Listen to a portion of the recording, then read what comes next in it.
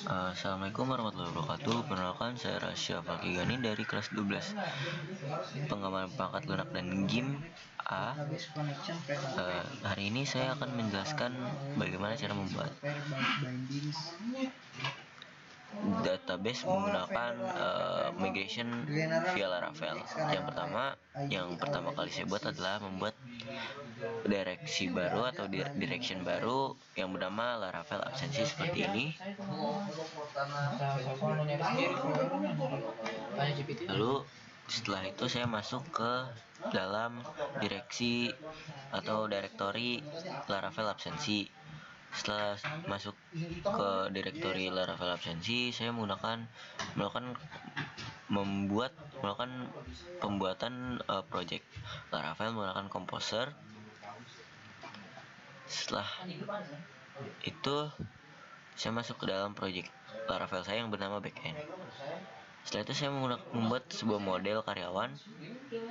Untuk mempersingkat waktu dan tidak bertele-tele, saya menggunakan min mfcr untuk membuat models, factories, migration, dan controllers. Setelah itu saya melakukan migrate refresh untuk rolling back semua migration yang sudah ada dan merunning ulang migration beserta migration yang baru saya buat, yaitu karyawan. Lalu untuk source code dari karyawan seperti ini.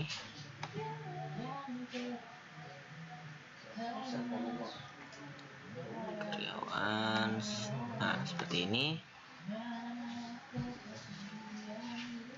Di yang pertama ada yang namanya table integer untuk karyawan ID.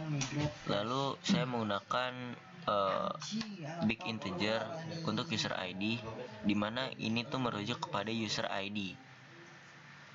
Jadi user ID ini diambil dari table user dengan foreign key, dan juga ada string untuk nama.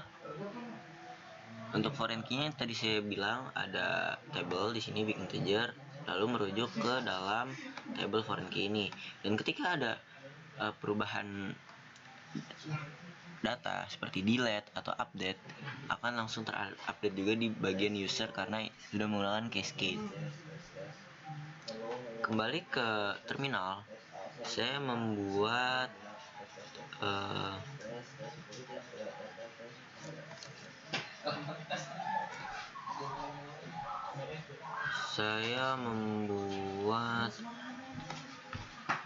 table-table selanjutnya seperti divisi, presensi, dan lain-lain. Seperti contohnya itu saya membuat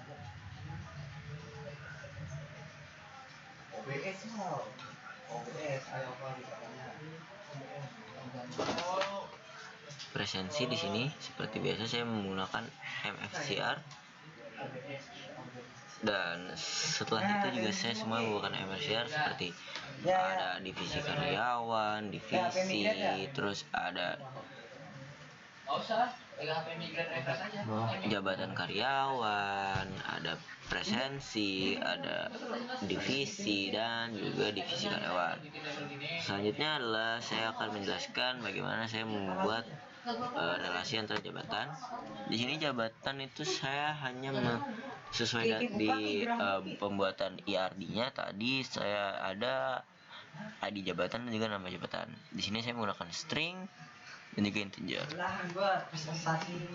Setelah itu jabatan karyawan di sini saya menggunakan untuk menjadi foreign key dari jabatan. Itu yang pertama ada jabatan karyawan ID foreign key menggunakan integer. Lalu ada ID jabatan dan juga karyawan ID. Di sini untuk foreign key-nya ada jabatan karyawan dan juga ID jabatan seperti itu. Lalu untuk di migration selanjutnya ada presensi. Di sini saya menggunakan banyak row.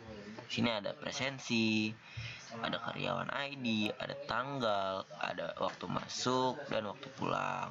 Lalu untuk foreign key-nya saya menggunakan karyawan ID dengan merujuk ke karyawan, dengan cascade juga di update dan delete-nya. Setelah itu di divisi ini merupakan parameter key dari divisi karyawan.